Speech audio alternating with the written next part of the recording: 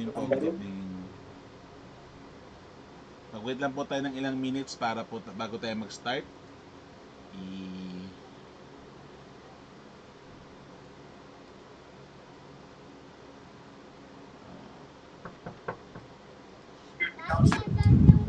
Okay, wait lang. Mag-prayer meeting lang ako. Bukas. Ay, thank you, ma. Salamat po. Advance happy birthday na, Mickey, ha? Thank you pa. Salamat po. Happy birthday. Thank you po. Thank you. Hi, Leng. Good evening. Po? How young? Hi, Leng. How young? Ewan ko, nakalimutan ko na eh. Pagligpas ko ng 30, di ko na binilang eh. Okay, Sweet 16. Fresh, kuya. Oh, bagong gupit yan eh. Iba talaga pag magba-birthday, nag-glow. Kailangan kasi mahirap ng mukhang Tapos bagong gupit, di na ako pugad ng ibon. Sige, wait pa tayo ng konting minutes. Oh, sali kayo, prayer meeting. Ayan, ay Ate Mila, good evening po. Magandang gabi po. Sige, tayo mag-start na siguro habang okay. Habang nagwe-wait tayo sa iba. So, okay, let's start. Magandang gabi po sa inyo. Good evening everyone. Welcome to Light of the Mountain Church of the Nazarene this Wednesday night prayer meeting. September 17, 2025. Magandang gabi po sa inyo lahat at maraming salamat sa pagsuporta at pagdaloy, pagsama or pag-join sa ating prayer meeting sa gabing ito. Bago po tayo magsimula, ako po ay naghumingi ng pasasalamat sa lahat na nagbigay ng kanyang mga oras sa panahong ito. At bago po tayo magsimula ulit, ay meron po bang gusto mag-share ng kanilang praise giving or thanksgiving item? May gusto po ba mag-share ng praise report or thanksgiving nila sa gabing ito? Ako meron. Yes po. Okay, nagpapasalamat ako dahil ready na ako para sa Vietnam next week. Iniinggit ko lang kayo eh. Tapos nagpapasalamat din ako dahil natapos namin ang work, maraming natapos at saka for discussion na po ang report namin sa Friday. Kaya pag-pray po natin na sana pag na-discuss ko sa mga board ay magiging okay yung result ng report namin. Kaya yun lang po. Thank you, Lord. Okay, praise be to God doon sa blessing na yon. Meron pa po bang gusto ng mag-share ng nilang praise report or thanksgiving item? So, ako siguro last. Ako nagpapasalamat sa pagkakataong ito dahil nga po nagkaroon kami ng konting pamper time. Mother and son bonding kanina. Maraming salamat kay Mami for the gift of facial barbersh and manicure pedicure. So hindi na ako mukhang Wolverine ngayon. So hindi na masakit mangulangot. Anyway, again, maraming salamat. Ay, good evening, Mark. Ay, Ryan. Mark tuloy, Ryan. Magandang gabi, Ryan. Hello. So, yun nga. So, nagpapasalamat ako sa blessings. Before the birthday, maraming salamat sa mga nag-greetings. A special surprise dito sa bahay. Pag uwi ko, may special something sila. Nagulat ako. May pa-balloons pa si Mayora. At may mga regalo ang bata. Nagulat din ako doon. Lalo na kay Taripe, siyempre sa aking asawa na kailangan ko yung regalo niya talaga. Kailangan ko yung regalo niya. Kasi bibigay na yung buti na napapalitan ngayon. So, from the bottom of my heart, maraming salamat po sa greetings, sa gifts, siyempre sa pagpapakita at pagpaparamdam ng pagmamahal nyo. I appreciate everything, especially the prayers na ibinibigay nyo sa akin. So yan po ang pasasalamat ko. At bago po tayo magsimula, tayo po ay manalangin sa gabi ito. Let us all close our eyes and pray. In the name of the Father, the Son, of the Holy Spirit, Lord Jesus, thank you for this wonderful evening. Thank you for this time that we are gathered here. Even though it is digital, we have the chance to worship you in spirit and in truth. And help us, Lord Jesus, as we discuss, as we pray for one another, and as we learn from the book of Noah. And Lord, yun nga po Lord, we are thankful sa story ni Noah as we open our hearts and your word tonight. Teach us how to walk faithfully with you. In Jesus' name we pray. Amen and amen. So tayo po'y dumako ngayon sa ating mensahe at alam po natin ang mensahe natin naka-angkla or nakabase sa sermon ni Pastor John Ray na last Sunday. And last Sunday, our topic was the book of Noah or yung kwento ni Noah, the story of Noah in Genesis. Now, the story of Noah's Ark isn't just about animals and the big boat. Kasi baka yun ang naalala natin, pag Noah, yung animals yun, by pair, yung big boat, yung rain. Hindi lang po yun.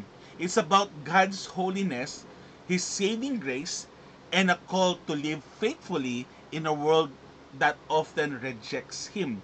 Lalo na po ngayon, kung maalala nyo si Charlie Kirk na pinatay, and ang dami pong mga Christian musician na nababacklash ng mga ibang mga tao, nagkakaroon ng black propaganda, nagkakaroon po ng persecution ngayon ng Christian throughout the world. And nakikita po natin yung nito talaga even today na talagang may mga nagre-reject pa rin sa ating Panginoong Hesus. So this passage, as we learn it tonight, is the point to Christ who is our true ark of salvation. And spoiler alert, that is Jesus Christ. So I have 4 simple lesson to share with you this evening. Bigyan lang natin ng konting recap. First is God's holiness and judgment. Second is God's grace provides a way of salvation. Third is obedience brings blessing. Last but not the least, we're called to warn and invite others. Pa-close, please. Thank you. Okay, pasok tayo sa point number 1 sa ating lesson. Again, this is sa story po ni Noah, which is the lesson na sermon ng ating Pastor John Ray nung last Sunday. So, point number 1, God's holiness and judgment. Makikita po natin to sa Genesis 6, 5-7. Sabi nga dito is sin grieves God's heart. Nasasaktan po ang ating Panginoong Hesus, ang ating Panginoon, ang ating God, Lord, King of Kings and Lord of Lords, when we do sin, when we fall into sin. Okay? The flood shows that God takes sin seriously because the payment of sin is death. The punishment is death, condemnation sa kadakatang apoy where there is gnashing and grinding of teeth. For us Christian, as believers, we're called to live holy lives, separated from sin. At makikita po natin to sa Articles of Faith ng Church of the Nazarene. God is holy. And because He is holy, He is judge. He is just. And He needs to judge sinners. That's why, napakasakit po. Sa tingin niyo po ba, ikaw bilang magulang, or gusto mong aanuin mo yung anak mo, di ba? Dahil masama yung anak mo, papaluin mo yung anak mo. Sa tingin nyo ba, may magulang na nag-i-enjoy paluin, saktan, bugbugin yung anak? Wala po yan. Naniniwala po ko. Pero kailangan minsan gawin. Kaya nga sabi sa Bible, spare the rod, spoil the child. And because ang generation po ngayon is hindi nakakatanggap ng palo, tough love po tawag doon. Or discipline. Is ang mga bata ngayon, tingnan mo, ang lakas magmura kasi hindi na sasaway, hindi na papalo, hindi na nadisiplina. Ang lakas magmura, bata pa lang, yosi, alak dito, talaga sa ng pagiging Kristiyano. Kaya nga po napaka-importante malaman natin Christian essentials, mga essentials, Christian way of living, yung ating pinaniniwalaan sa ating faith, sa ating denominasyon. Ano bang pinaniniwalaan ng ating denominasyon? God is hurt when we do sin. God aches when we fall into sin. But because He is holy, sabi nga, we should be holy because He is holy. Because He is holy, hindi niya pwedeng baliwalain ang kasalanan. So, nagkakaroon to ngayon ng judgment. And God takes sin seriously. Kaya nga nung nagkaroon ng mga kasalanan ng tao nung ginawa niya, 'di ba? Makikita natin sa Bible 'yan. Even kay Moses, kay Noah, kay sa Babel, sa Garden of Eden, diba, pinalis nga sila Adam at Eve dahil sa kasalanan. Sa Tower of Babel, because gusto nilang sugurin at maging Diyos-Diyosan din sila, is tinake away niya yung yung one language lang, pinag-iba para magkaroon sila ng confusion. At saka many more stories here. Ganun din sa atin eh. Because God is holy, we should be holy. But because we fall into sin, may judgment yan. At yung judgment is kamatayan. Wala pong ibang kabayaran eh, kundi kamatayan. Pero, papasok ngayon tayo dito sa point number 2 natin, which is God's grace provides a way of salvation. Dahil nga kailangan bayaran yung kasamaan, yung kasalanan natin, ng kamatayan natin, nagkaroon siya ngayon ng grasya. Alam niyo naman siguro yung grace. Anong ibig sabihin ng grace? Hindi niya hahayaang mapariwala tayo at pumunta sa kadakat-dakatang apoy.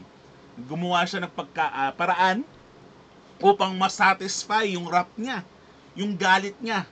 And yun po yung naging buhay ng ating Panginoong Hesus. He was here 30 plus years.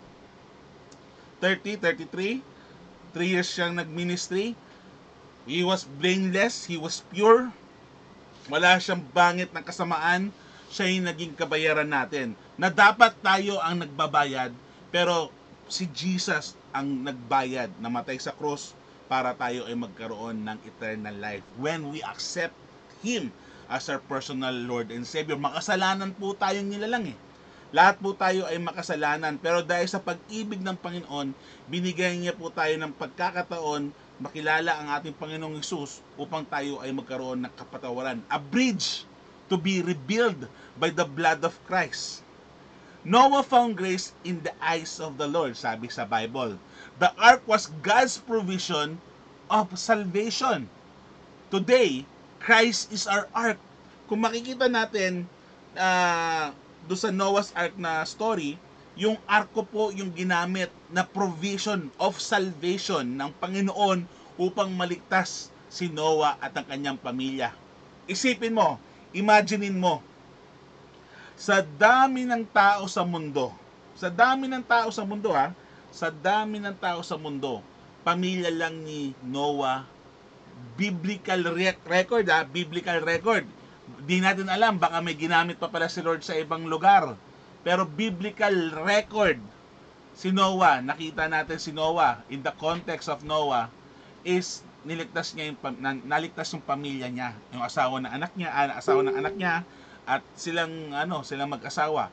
Plus, the pair of the animals na kailangan iligtas. Imagine mo, si God na mismo, because of His grace, kailangan tayo magbayad ng kasalanan natin eh. Pero dahil sa pag-ibig niya, is nagbigay siya ng way out, ng way na mabayaran. Parang nag-loan. Kaya nga po, ang grasya ng Panginoon, hindi po cheap yan. It is paid dearly by the blood and life of our Lord Jesus Christ. Kaya hindi po natin pwede bariwalain yung grasya ng Panginoon. Yung ating relasyon sa Panginoon, hindi po dapat natin to pinipetiks-petiks or binabaliwala lang because napakalaki po ng binayaran ng ating Panginoong Hesus upang magkaroon tayo ng rebuild relationship sa ating Panginoon. Christ is our ark. That is the provision na binigay sa atin ng Panginoon upang tayo ay maligtas. Basahin ang Biblia, magdasal, magkaroon ng fellowship. Kung may ministry ka, hindi po pwede half-hearted. Naalala natin yung kwento ni Cain at Abel. Hindi po pwedeng half-hearted tayo sa ministries natin. Hindi po tayo pwedeng half-hearted sa relationships natin, lalo na sa Panginoon. Hindi po tayo pwedeng half-hearted sa ginagawa natin sa buhay. Because if we are half-hearted, 100% magkakaroon po tayo ng regrets. Sa ministry natin, dapat po full-hearted yan. May passion ka, may saya ka, may joy ka. Excited ka gawin yung ministry mo. Excited ka na babasa ang Bible, mag-pray, makasama ang mga brothers and sisters in Christ, pumunta sa church, magbigay ng kanyang tithes and offering, i-share ang kanyang skills at talent. Excited ka dapat, may joy ka dapat. Because tandaan natin, God loves us so much na hinayaan niyang mamatay ang kanyang kaisa-isang anak para maging kabayaran sa ating kasalanan. Na tayo ay magkaroon, when we accept Jesus Christ as our Lord and Savior, nagkaroon tayo ng rebuild connection sa ating relationship sa ating Panginoon. Dapat tayo maging grateful. Because God's grace provide a way of salvation. Pasok tayo sa puntos 3. Obedience brings blessings. Ulitin ko, baka hindi nyo narinig. Obedience bring blessings. Obedience brings blessing. Bakit may blessing pag nag-o-obey? Parang sa magulang. Sasabi, anak, palinis nga ako nito, pabuhat nga ako nito. Diba? Magano, pag sinusunod mo, may blessing ka sa nanay mo o sa parent mo. Pero kung pasaway ka, pinapahirapan mo siya, ayaw pang gawin ka, ganyan nangyari, napapagalitan ka. Ganun din po sa ating Panginoon eh. When we obey God, when we obey Jesus, Jesus give us blessings. Hindi man to financial blessing, it could be a physical blessing, a mental blessing, a emotional blessing, a spiritual blessing. Iba-iba po ang blessing na ibinibigay ng ating Panginoon when we obey. Follow first before you complain. Ika nga sa army. Follow first before you complain. Obey first. Diba? Noah, ano ba nangyari kay Noah? Si Noah did all that God commanded. Imagine mo, nasa bundok ka, nasa lugar ka ng tralala, nasa malayo kang lugar. Take note, konteksto po malayo po sila Noah sa dagat. Malayo si Noah sa dagat. Imaginein mo, pinagawa ka ng barko o ng bangka sa lugar na puno ng deserto na malayo sa tubig. Baka hindi yun. Baka ikaw sinasabi, okay, anak, dito ka. Anak, ito gagawin mo. Sabi ng Panginoon sa'yo, anak, ito ang dapat mong gawin, sabihin, isipin. Anak, ito ang ibibigay ko para sa'yo. Pero ano minsan nangyayari? Ay, ako dyan, Lord, ang layo, nakakatakot, wala akong kakilala dyan. Diba? Pero ano nangyari kay Noah? Noah did all, hindi some, all that God had command. From the specification ng barko, kung paano gagawin yung barko, anong klaseng puno, paano ididikit yung mga puno para maging barko, saan ilalagay yung pillars, saan ilalagay yung mga stables, yung mga pagkain, yung dimension, yung height, yung width ng barko, inobey niya lahat. Kaya nga tayo bilang isang Kristiyano, we should be obedient to Jesus. Diba? Kasi partial obedience, makinig, partial obedience is still disobedience. Hindi pwedeng, ngayon okay ako, para kay Lord ang buhay ko ngayon, pero next week wala. Hindi ganun. Kasi it's a commitment. It is a relationship commitment sa ating Panginoon, hindi sa kung sino-sinong tao lang, kundi sa ating Panginoong Jesus na nasa langit. Obedience isn't optional. Obedience is not optional. It's evidence of faith. Pag sinabi mo that I believe in Jesus Christ as my Lord and Savior, may obedience ka dapat sa Panginoon. Kasi kung wala, optional lang siya, pag feeling ko lang, yun lang, doon lang ako mag-o-obey.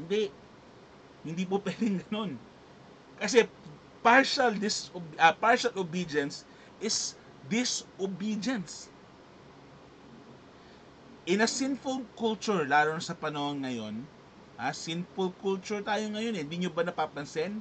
Napakamasama, makasalanan ng tao sa generasyon ngayon. We are called to follow God completely, to be obedient to Him, to be dependent on God through Jesus Christ, His Son, by the empowerment of His Holy Spirit. Last but not the least is we are called to warn and invite others Hindi lang po tayo dapat nakikinig every Sunday, every prayer meeting, every Bible study, every time na may sharing of the Lord, tapos you keep it to yourself. When you hear the Word of God, when you hear the good news, when you hear the message of Jesus, kailangan po hindi lalabas sa kabilang tenga, kailangan po lumabas sa bibig, sa kamay, at sa pamumuhay. Sa isip, sa salita, at sa gawa, kung anong napakinggan natin sa Biblia, ipamuhay. Sabi po natin dito is practice what you preach, walk the talk. Hindi po dapat natin kinikim-kim ang blessing ng Panginoon. Amen? Hindi po dapat natin kinikim-kim ang blessing ng Panginoon. Ang blessing po ng Panginoon ay isinishare. Ang salita ng Diyos, the good news, ang magandang balita, ang grasya at pag-ibig at kapatawaran ng Panginoong Hesus, hindi po natin kinikim-kim yan, sinishare po natin yan. We warn other people sa mga consequences na pwedeng magamit ng kasalanan, and we invite others or all people as well without prejudice, without alam mo yung label, or alam mo yung may sinaano ka na kunyari, ay, naku, may tattoo yan, masamang tao yan. Hindi ganon. Wala tayong judge. We should not judge because God is the one who judge us. Because kung mag-judge tayo ng ibang tao, people will judge us also. And as a church, as Christians, we are not here to judge but to lead and help one another. Hindi po tayong mas magaling sa ibang tao, hindi po tayo mas marunong sa ibang tao, hindi po tayo mas holier sa ibang tao.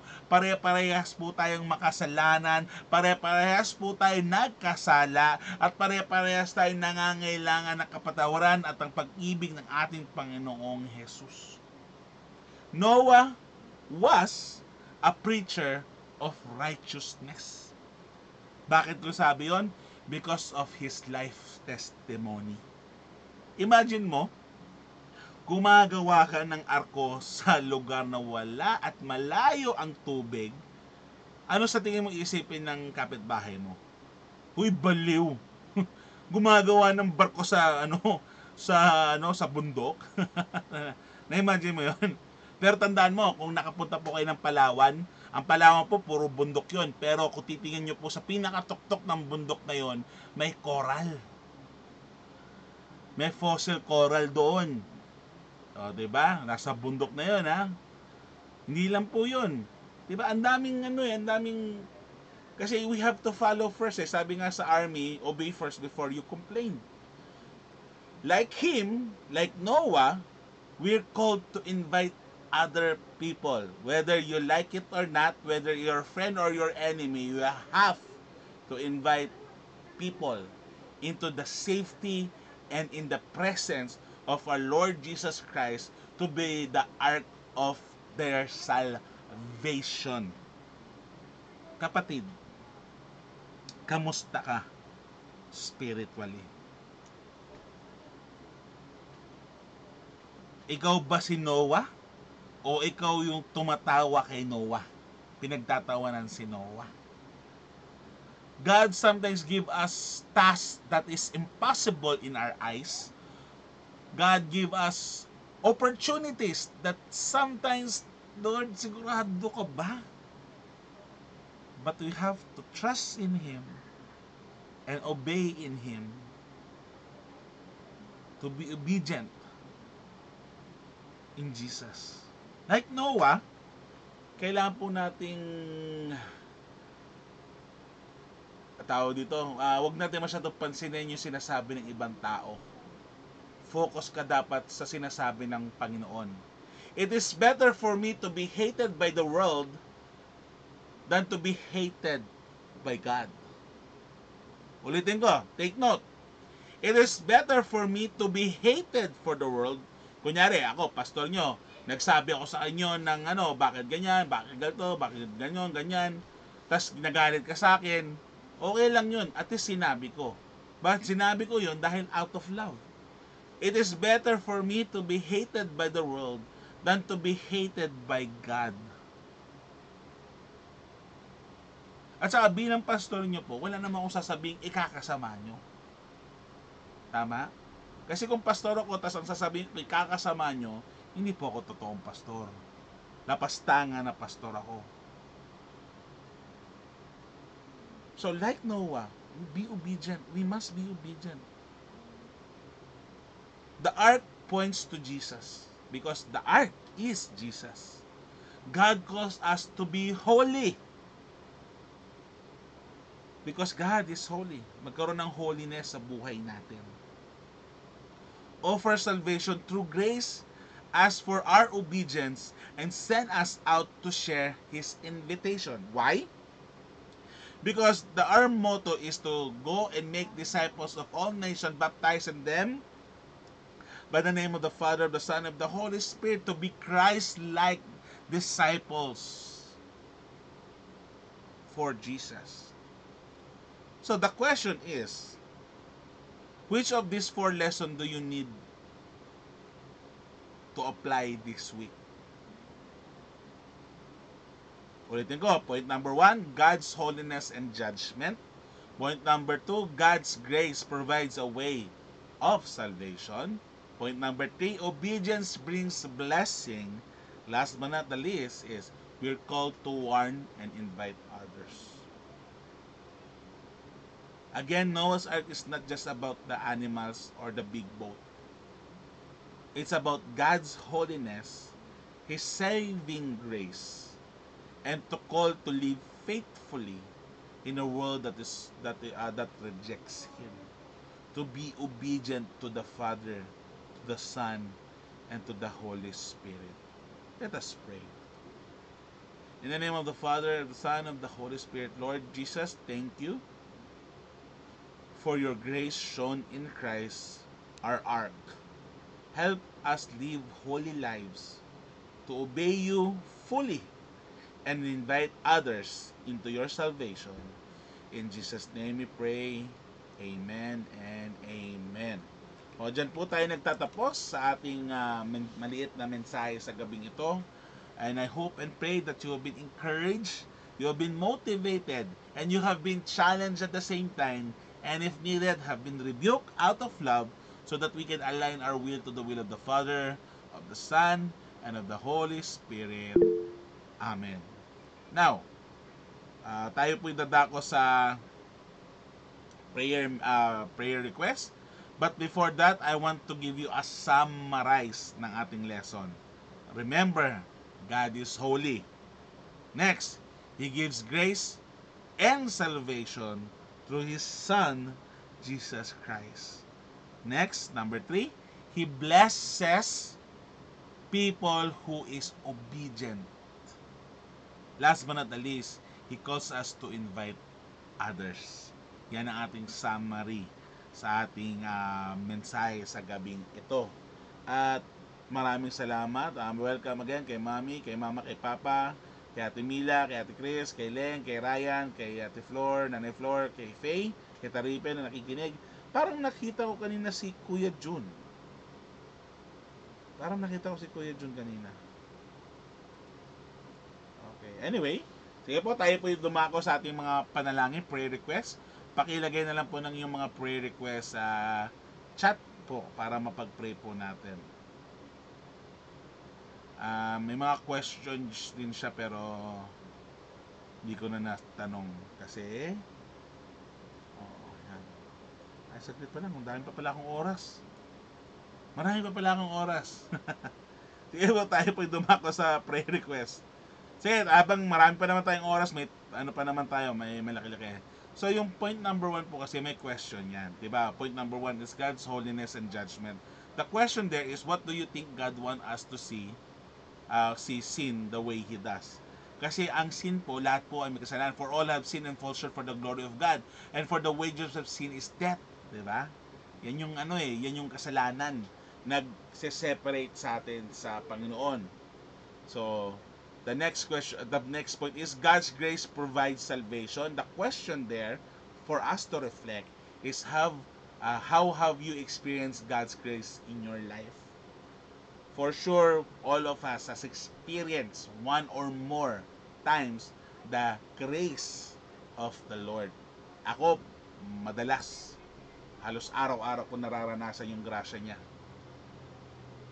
Point number 3, obedience brings blessing. Now, the reflection there is, what makes obedience to God challenging today? Alam nyo bakit anong challenging sa pag-obey sa Panginoon? Kasi boring daw sumunod sa Panginoon. Sino ba gusto mag-pray ng more than 1 hour? Sino ba gusto mag-pray ng more than 30 minutes? Sino ba gusto mag-pray ng more than 10 minutes?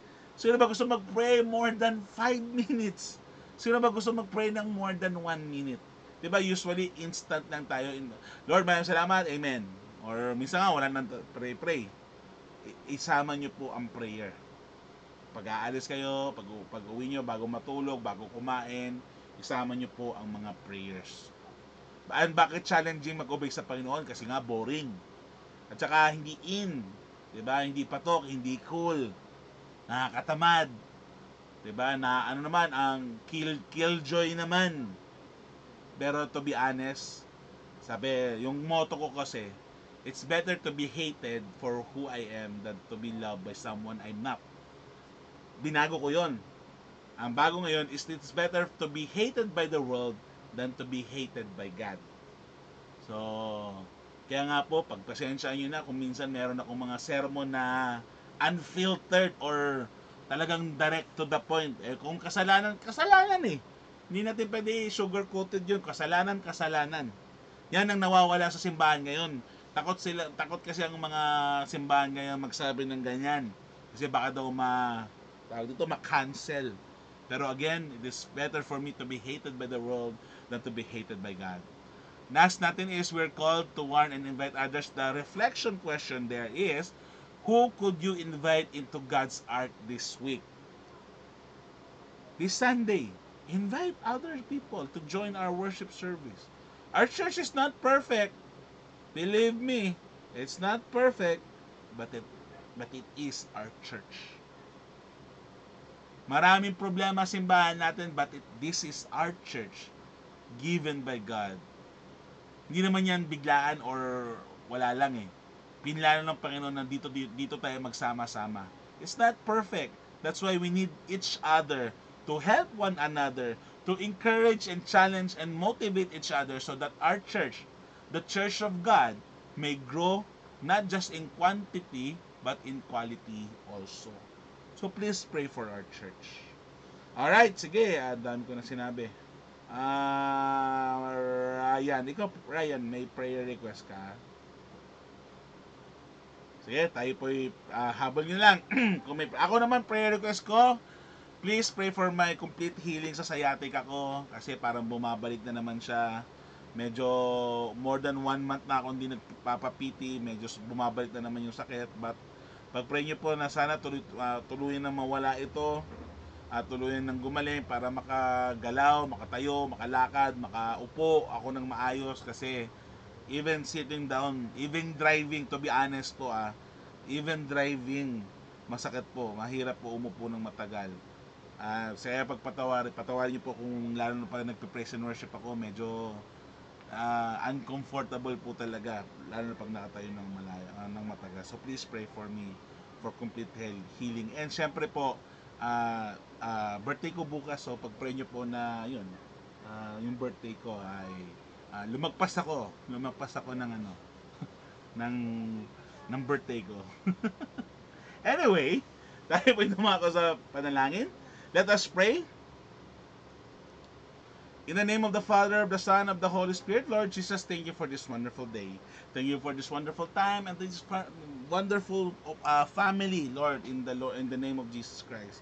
Lord, thank you sa kanilang mga buhay. Maraming salamat sa kanilang mga ginagawa. Thank you for the provision for everyone, the protection, the guidance for everyone. And Lord, may you continue to protect us, guide us, and bless us. Cover us, Lord, with your most holy and precious blood.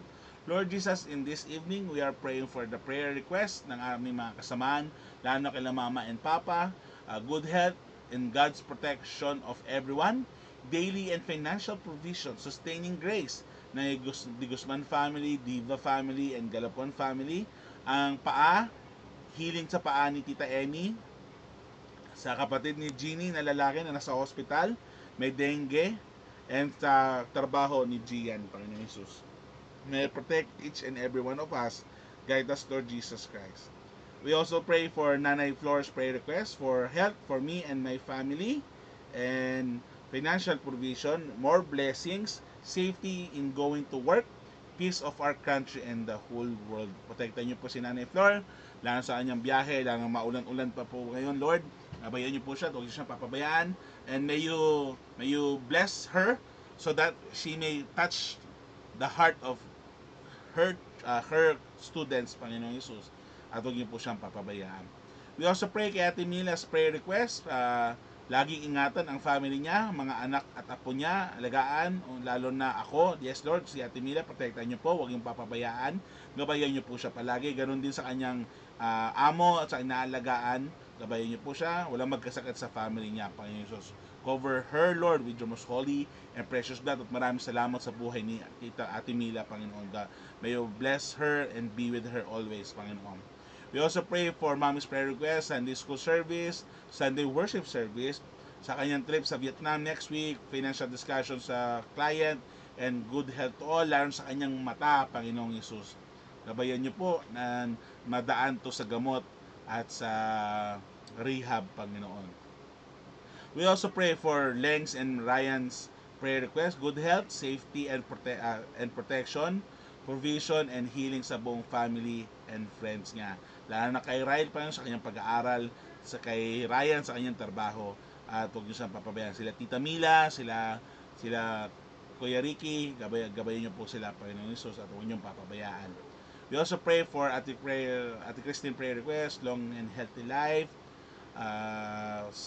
financial and daily provision, safe travel ni Mami, healing and strength for Mami's eye, good health for Mickey, blessing for our Davao Christmas reunion tree, guidance and wisdom for our plans, more clients, provision and breakthroughs sa struggling clients, wisdom and strength sa work. Loving Father, we lift up our church family to you. We pray especially for those who have been absent from prayer meeting and Sunday service. Lord, soften their hearts and renew their desire to seek you. Remove distraction, doubts, or fear that keeps them away, and draw them back into fellowship. Bless our gathering with your presence, joy, and peace, so that everyone who comes may feel your love and be inspired to grow in faith. Help us, Lord, to encourage and support one another in our walk with you. In Jesus' name we pray. Amen.